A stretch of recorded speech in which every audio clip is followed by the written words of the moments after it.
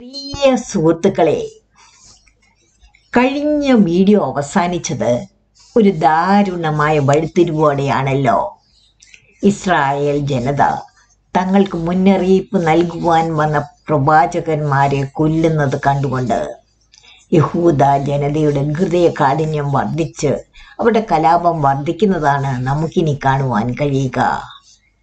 മാനസാന്തരത്തിനായുള്ള എല്ലാ ആഹ്വാനങ്ങളെയും രാഷ്ട്രം ചേർത്തപ്പോൾ ആത്മീയവും രാഷ്ട്രീയവുമായ സാഹചര്യം അതിവേഗം വഷളായി. വിദേശ ശക്തികൾ ഉയർന്നു വന്നു, ആഭ്യന്തര അഴിമതി വ്യാപിച്ചു, ന്യായവിധി അടുത്തു. വർദ്ധിച്ചു വരുന്ന ഈ സംഭവങ്ങൾ ഒന്നാം ക്ഷേത്രത്തിന്റെ നാശത്തിലേക്ക് നയിച്ചത് എങ്ങനെയെന്ന് കാണിക്കുന്ന ഈ വീഡിയോയിലൂടെ കഥ തുടരുന്നു.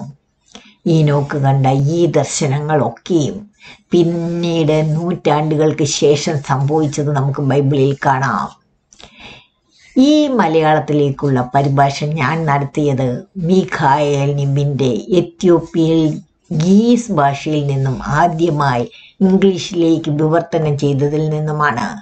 നമുക്കിനി അതിലേക്ക് കടക്കാം. 89-52. എന്നാൽ അവയിലൊന്നും കൊല്ലപ്പെട്ടില്ല. രക്ഷിക്കപ്പെട്ട അത് ആടുകൾക്കെതിരെ നിലവിളിച്ചു. അവർ അതിനെ കൊല്ലാൻ ആഗ്രഹിച്ചു. എന്നാൽ ആടുകളുടെ നാഥൻ അതിനെ ആടുകളുടെ കൈകളിൽ നിന്ന് രക്ഷിച്ച് എൻ്റെ അടുക്കൽ കൊണ്ടുവന്ന് അതിനെ നിലനിർത്തി. ഇതിലെ രക്ഷിക്കപ്പെട്ട പ്രവാചകൻ ഏലിയാവാണ്. അദ്ദേഹം മാത്രമേ ഇതിലെ അടയാളങ്ങൾക്ക് അനുയോജ്യനാകുന്നുള്ളൂ. എന്തുകൊണ്ട്?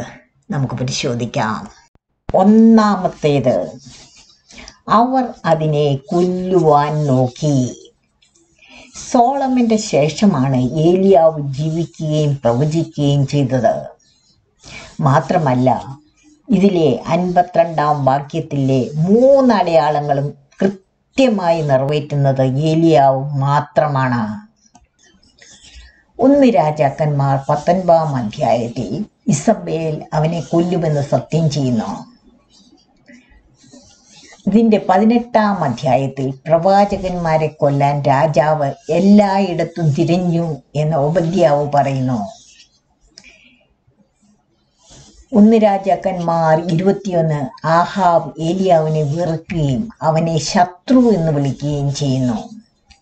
അങ്ങനെ ഏറ്റവും അക്രമാത്മകമായി വേട്ടയാടപ്പെട്ട പ്രവാചകനാണ് ഏലിയാവ്. അതിനാൽ ഇത് ഡ്രീം വിഷനിലെ 52-ാമത്തെ വാക്യവുമായി യോജിക്കുന്നു.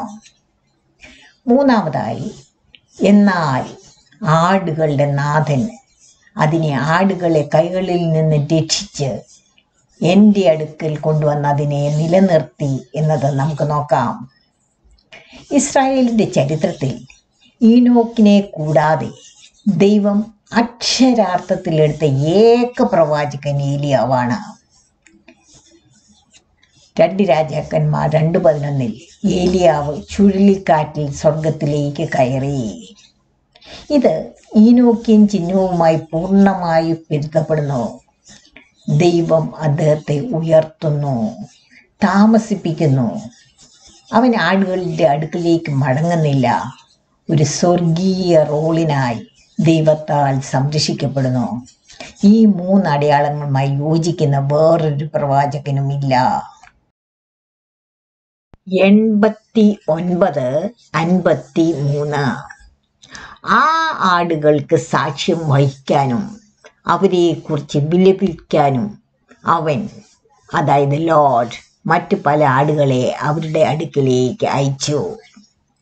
ഇവിടെ മറ്റു പല ആടുകളെ അവരുടെ അടുക്കിലേക്ക് അയച്ചു എന്നത് പ്രവാചകന്മാർ, നീതിമാന്മാരായ സന്ദേശവാഹകർ, ഇസ്രായേലിന് മുന്നറിയിപ്പ് നൽകുവാൻ ദൈവം അയക്കുന്ന വിശ്വസ്ത നേതാക്കൾ ഇവരെ പ്രതിനിധാനം ചെയ്യുന്നു. അവർക്ക് സാക്ഷ്യം വഹിപ്പാൻ എന്താണ് ഇതിനർത്ഥം?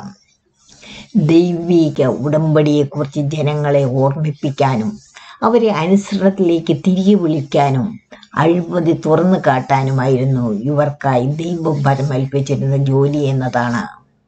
അവരെക്കുറിച്ച് വിലപിക്കാൻ ആളുകൾ അവരുടെ വാക്കുകളെ ശ്രദ്ധിക്കാൻ വിസമ്മതിക്കുകയും നാശത്തിലേക്ക് നീങ്ങുകയും ചെയ്യുന്നത് കണ്ട് ദുഃഖിച്ചവർക്ക് വേണ്ടി കരഞ്ഞപേക്ഷിക്കുന്ന ആ ദൈവികദാസന്മാരെ കുറിച്ചുള്ള അതാണ് ഇത്.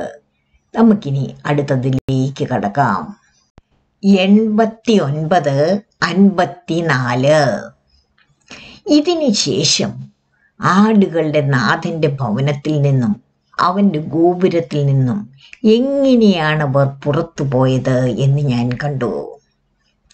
എല്ലാത്തിലും അവർക്ക് വഴിതെറ്റി അവർ അന്ധരായിരുന്നു. അവരുടെ നാഥൻ അവരുടെ ഇടയിൽ അവരുടെ മേച്ചിൽപ്പുറങ്ങളിൽ ഒരു വലിയ സംഹാരം നടത്തിയത് ഇങ്ങനെ എന്ന് ഞാൻ കണ്ടു. അവരുടെ നാഥന്റെ സ്ഥാനം ഒറ്റിക്കൊടുത്തവർ ആ കശാപ്പിനെ സ്വയം വിളിച്ചു വരുത്തുകയായിരുന്നു. 89-54 വാക്യത്തിലെ മൃഗങ്ങളുടെ പ്രതീകാത്മകമായി പറഞ്ഞിരിക്കുന്നത് എന്തിനെയാണ് എന്ന് നമുക്ക് നോക്കാം.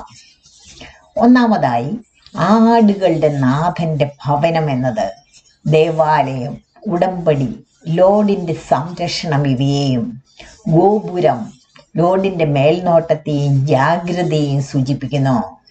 2, എല്ലാത്തിലും വഴിതെറ്റിപ്പോയി എന്നത് ധാർമ്മികവും ആത്മീയവുമായ ശോഷണത്താലുള്ള ദേശീയ കലാപങ്ങളെയും അവരുടെ കണ്ണുകൾ അന്ധമായി എന്നത് അവർക്കിനി സത്യം തിരിച്ചറിയുവാൻ കഴിയില്ല, അവരുടെ ഹൃദയം കഠിനമായി എന്നതിൻ്റെയും പ്രതീകമായി നിലകൊള്ളുന്നു. 3, സംഹാരം. അധിനിവേശ രാഷ്ട്രങ്ങളിലൂടെയും പ്രവാസത്തിലൂടെയും ദേശീയ തകർച്ചയിലൂടെയും ഇസ്രായേൽ ജനതയുടെ ലോഡിന്റെ ന്യായവിധിയെയും അവർ ആ സംഹാരത്തെ ക്ഷണിച്ചു വരുത്തി എന്നത് അവരുടെ സ്വന്തം തിരഞ്ഞെടുപ്പുകൾ നാശത്തിലേക്കുള്ള വാതിൽ തുറന്നു എന്നതിൻ്റെയും അവൻ്റെ സ്ഥലം ഒറ്റിക്കൊടുത്തു എന്നത് അവർ ദേവാലയം അശുദ്ധമാക്കി ഉടമ്പടി ഉപേക്ഷിച്ചു ദൈവത്തിൻ്റെ മാർഗനിർദ്ദേശം നിരസിച്ചു എന്നതിൻ്റെയും പ്രതീകമായി നിലകൊള്ളുന്നു. എബ്രായ പ്രവാചകന്മാരിൽ കാണുന്ന അതേ പ്രമേയം. ദൈവത്തിൻ്റെ സംരക്ഷണം ആളുകൾ നിരസിക്കുമ്പോൾ അവർ സ്വന്തം പ്രവൃത്തികളുടെ അനന്തരഫലങ്ങൾക്ക് ഇരയാകുന്നു. 89-55. അവൻ അവയെ സിംഹങ്ങളുടെയും കടുവകളുടെയും ചെന്നായ്ക്കളുടെയും കഴുതപ്പുലികളുടെയും കുറുക്കന്മാരുടെയും എല്ലാ മൃഗങ്ങളുടെയും കൈകളിൽ ഏൽപ്പിച്ചു. ആ കാട്ടുമൃഗങ്ങൾ ആ ആടുങ്ങളെ കഷണങ്ങളാക്കി കീറുവാൻ തുടങ്ങി. ഇതിലെ വന്യമൃഗങ്ങൾ അതെന്തിനെയാണ് സൂചിപ്പിക്കുന്നത് എന്ന് നമുക്ക് നോക്കാം. വന്യമൃഗങ്ങൾ സാധാരണയായി ഇത് വിദേശ രാഷ്ട്രങ്ങൾ, പട്ടാള ഭരണാധികാരികൾ, അഴിമതിക്കാരായ നേതാക്കൾ ഇവരുടെ പ്രതീകങ്ങളാണ്. ഇതിലെ അവൻ അവരെ അവർക്ക് കൊടുത്തു എന്നത് ലോർഡ് ആ ആടുകളെ, അതായത് ഇസ്രായേൽ ജനതയെ വിദേശ രാഷ്ട്രങ്ങളുടെ കൈകളിൽ ഏൽപ്പിച്ചു എന്നതാണ്. രണ്ടാമതായി, കീറി മുറിക്കപ്പെടുന്നത്. അത് അടിച്ചമർത്തൽ, അധിനിവേശം, നാടുകടത്തൽ ഇവയെ പ്രതിനിധീകരിക്കുന്നു. ഇത് ന്യായവിധി ഘട്ടമാണ്. ദൈവത്തിൻ്റെ ദൂതന്മാരെ നിരസിക്കുന്നതിൻ്റെ അനന്തരഫലങ്ങൾ. ഇത് ബൈബിളിൽ 2 ദിനവൃത്താന്തം 36-ാം അധ്യായത്തിലും മത്തായി 23-ാം അധ്യായത്തിലും കൊടുത്തിട്ടുണ്ട്. ആരാണ് ഈ സിംഹങ്ങൾ, കടുവകൾ, ചെന്നായ്ക്കൾ, കഴുതപ്പുലികൾ, കുറുക്കന്മാർ? ഇവർ ഇസ്രായേലിനെ വളഞ്ഞിരിക്കുന്ന വേട്ടക്കാരെ പ്രതിനിധാനം ചെയ്യുന്നു. നൂറ്റാണ്ടുകൾക്ക് ശേഷം ഈനോക്ക് അഥവാ ഹാനോക്ക് കണ്ട ദർശനങ്ങളൊക്കെയും അപ്പടി തന്നെ സംഭവിക്കുന്നതായി നമുക്ക് ബൈബിളിൽ കാണാം. ഇസ്രായേൽ ജനത പ്രവാചകന്മാരെ നിരാകരിച്ച് അന്യ ദൈവങ്ങളെ തേടി പോകുമ്പോഴൊക്കെയും ദൈവം വിദേശ രാജ്യങ്ങളെ ആക്രമിക്കുവാൻ അനുവദിക്കുന്നു. തങ്ങളുടെ ദേശം വിട്ടവർക്ക് നാടുകടത്തലിനെ അഭിമുഖീകരിക്കേണ്ടി വരുന്നു. അവരെ കടിച്ചു കീറുവാനായി കൊടുത്തു എന്നത് ബൈബിളുമായി പൂർണ്ണമായി പൊരുത്തപ്പെടുന്നത് നമുക്കിവിടെ കാണാം. 89-56. അവൻ അവരുടെ ആലയവും അവരുടെ ഗോപുരവും ഉപേക്ഷിച്ച് അവരെ സിംഹങ്ങളുടെ കയ്യിൽ ഏൽപ്പിച്ചു. അവർ അവരെ എല്ലാം വലിച്ചു കീറി കഷണങ്ങളാക്കി അവർക്ക് വിനാശം വരുത്തേണ്ടതിനായി മറ്റെല്ലാ മൃഗങ്ങളുടെ കയ്യിലും ഏൽപ്പിക്കേണ്ടതിനുമായിരുന്നു അതെന്ന് ഞാൻ കണ്ടു. ആരാണിതിൽ പറയുന്ന സിംഹങ്ങൾ? പ്രവാചകന്മാരെ നിരാകരിച്ച ഇസ്രായേൽ ജനതയെ ന്യായം വിധിക്കുവാനായി ലോർഡ് തിരഞ്ഞെടുത്ത എല്ലാ ബാബിലോണിയൻ ശക്തികളുടെയും പ്രതീകമാണ് സിംഹങ്ങൾ. ഇതൊക്കെയും നൂറ്റാണ്ടുകൾക്ക് ശേഷം നടന്നതായി നമുക്ക് ബൈബിളിൽ കാണാം. 43 വർഷം ഭരിച്ച നെബൂഖദ്നേസർ, അദ്ദേഹത്തിൻ്റെ ജനറൽമാർ, സൈന്യങ്ങൾ, അദ്ദേഹത്തിൻ്റെ പിൻഗാമികളായ ഭരണാധികാരികൾ മെറോദാഖ്, നെറിഗ്ലിസാർ, ലെബാഷി മർദോഖ്, ഇവരുമായി ബന്ധമില്ലാത്ത നബോണിഡസ്, ഇവരെല്ലാം ഇതിൽ പറയുന്ന സിംഹങ്ങൾക്ക് പ്രതീകങ്ങളാണ്. 89, 57 ആ ആടുകളെ പ്രതിനിധാനം ചെയ്ത് കാട്ടുമൃഗങ്ങളെല്ലാം കൂടി അവയെ തിന്നു കളയുന്നതിനെ കുറിച്ച് പ്രതിപാദിക്കുവാനും ആടുകളുടെ നാഥനോട് കേണപേക്ഷിക്കാനുമായി ഞാൻ എൻ്റെ സർവശക്തികളും ഉപയോഗിച്ച് നിലവിളിക്കുവാൻ തുടങ്ങി. ജനങ്ങൾക്കു വേണ്ടി നിലവിളിക്കുന്ന പ്രവാചക ശബ്ദത്തെയാണ് ഈനോക്ക് ഇതിൽ പ്രതിനിധീകരിക്കുന്നത്. ഇവിടെ ഇസ്രായേൽ ജനതയ്ക്ക് വേണ്ടി ഒരു മധ്യസ്ഥനായി നിന്ന് അവർക്ക് വേണ്ടി കരുണയ്ക്കായി നിലവിളിക്കുന്ന ഈനോക്കിൻ്റെ അതേ മാതൃകയിൽ ബൈബിളിൽ മോശയും ശമൂവേലും മധ്യസ്ഥ വഹിക്കുന്നതും യെരമ്യാവ് അവർക്ക് വേണ്ടി കരയുന്നതും നമുക്ക് കാണാം. 89, 58 എന്നാൽ ലോർഡ് നിശ്ചലനായി നിന്നു. അവകൾ വിഴുങ്ങപ്പെടുകയും തിന്നുകളയപ്പെടുകയും അവിടെ നിന്നും കൊണ്ടുപോകപ്പെടുകയും ചെയ്യുന്നത് കണ്ട് സന്തോഷിച്ചുകൊണ്ട് അവയെ എല്ലാ മൃഗങ്ങളുടെയും കൈകളിൽ ഭക്ഷണമായി ഏൽപ്പിച്ചു. ഇതിലെ എന്നാൽ ലോർഡ് നിശ്ചലനായി നിന്ന് അവരുടെ ദുരിതങ്ങൾ കണ്ട് സന്തോഷിച്ചു എന്നത് ദൈവം കഷ്ടപ്പാട് ആസ്വദിക്കുന്നു എന്നല്ല. സന്തോഷിക്കുക എന്നത് പ്രതീകാത്മകമാണ്. അതിനർത്ഥം ദൈവത്തിൻ്റെ സംരക്ഷണം പിൻവലിച്ച് തൻ്റെ തിരഞ്ഞെടുക്കപ്പെട്ട ജനതയ്ക്ക് ശിക്ഷണം നൽകുവാനുള്ള ന്യായവിധി ഒടുവിലെത്തി എന്നതാണ്. ബൈബിൾ ഇതിൻ്റെ പ്രതിഫലനം നമുക്ക് കാണാം. യെശയ്യാവ് 10:5 ദൈവം അസീറിയെ തൻ്റെ കോപത്തിൻ്റെ വടിയായി ഉപയോഗിക്കുന്നു. യിരെമ്യാവ് 25 ന്യായവിധി കൊണ്ടുവരുവാൻ ബാബിലോണിനെ തിരഞ്ഞെടുക്കുന്നു.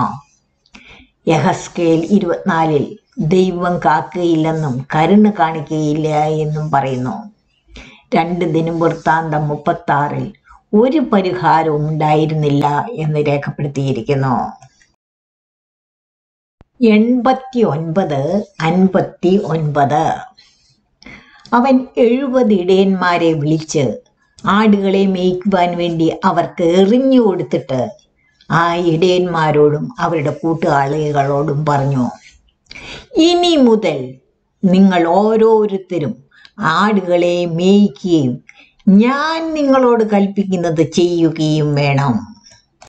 ആരാണ് ഇതിൽ പറയുന്ന 70 ഇടയന്മാർ? വിദേശ ആധിപത്യ കാലഘട്ടത്തിൽ ലോകമെമ്പാടും ചിതറിപ്പോയ ഇസ്രായേലിൻ്റെ മേൽനോട്ടം വഹിക്കുവാൻ താൽക്കാലികമായി നിയമിക്കപ്പെട്ട സ്വർഗീയ ഭരണാധികാരികളാണ് ഈ 70 ഇടയന്മാർ. ആവർത്തന പുസ്തകം 32:8-9 പറയുന്ന ഇസ്രായേൽ ഒഴികെ ലോകത്തിലെ ജനതകൾക്ക് അതാത് രാജ്യങ്ങളിൽ ആദ്യം നിയോഗിക്കപ്പെട്ട അതേ മാലാഖമാരാകുവാനാണ് ഇത് സാധ്യത കൂടുതൽ. ഇസ്രായേലിൻ്റെ പാപനിമിത്തം ലോർഡ് താൽക്കാലികമായി ഇസ്രായേലിനെ അവരുടെ അധികാരത്തിന് വിട്ടുകൊടുത്തു, കർശനമായ ദിവ്യ പരിധികൾക്ക് കീഴിൽ. സങ്കീർത്തനം 82 ദൈവം സ്വർഗീയ ഭരണാധികാരികളെ ന്യായം വിധിക്കുന്നു എന്ന് രേഖപ്പെടുത്തിയിട്ടുണ്ട്. ഇത് മാലാഖമാരെ ഭരിക്കുവാൻ നിയോഗിച്ചുവെന്ന പുരാതന വിശ്വാസത്തെ പ്രതിഫലിപ്പിക്കുന്നു. ഇതിൻ്റെ ബാക്കി ഭാഗങ്ങൾ അടുത്ത വീഡിയോയിൽ. പവിത്രമായ ചരിത്രത്തിലൂടെ യാത്ര തുടരാൻ, അടുത്ത വീഡിയോ കാണാതെ പോകാതിരിക്കുവാൻ ബെൽ ഐക്കണിൽ ഓൾ എന്നത് ടാപ്പ് ചെയ്യുക. സബ്സ്ക്രൈബ് ചെയ്യുവാൻ മറക്കുകയും അരുത്. നിങ്ങളുടെ സപ്പോർട്ടിനായി താങ്ക് യു.